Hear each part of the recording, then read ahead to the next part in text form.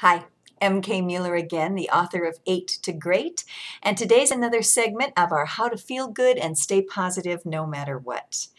Today we're going to talk about that individual that frustrates you, the little frustrations of life.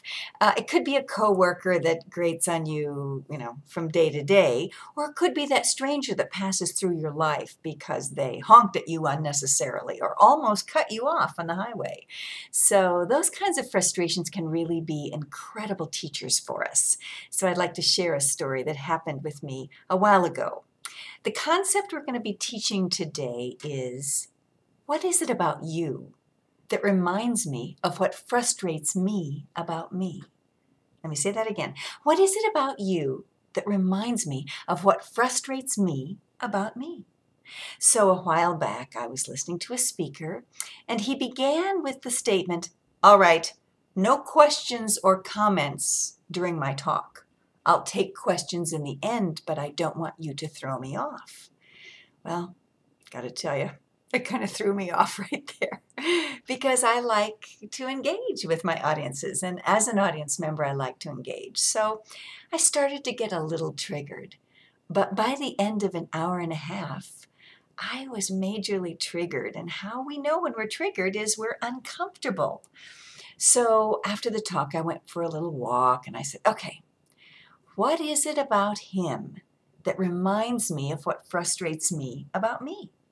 So first of all, I had to pinpoint a word or two about him. What was the judgment that was coming up for me? Because judgments, of course, are always false. Labels are not true.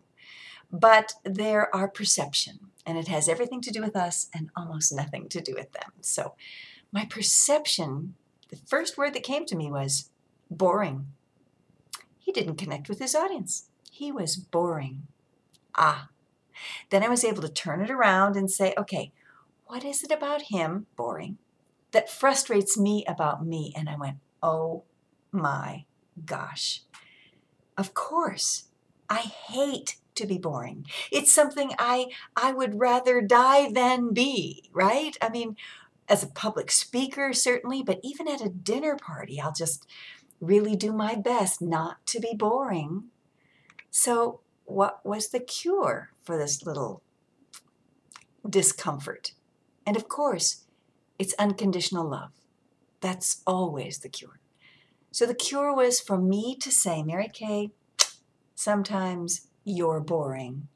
And you know what? You're lovable even when you're boring. It felt weird at first, but I've said it many times over these past few months, and it's getting easier and easier.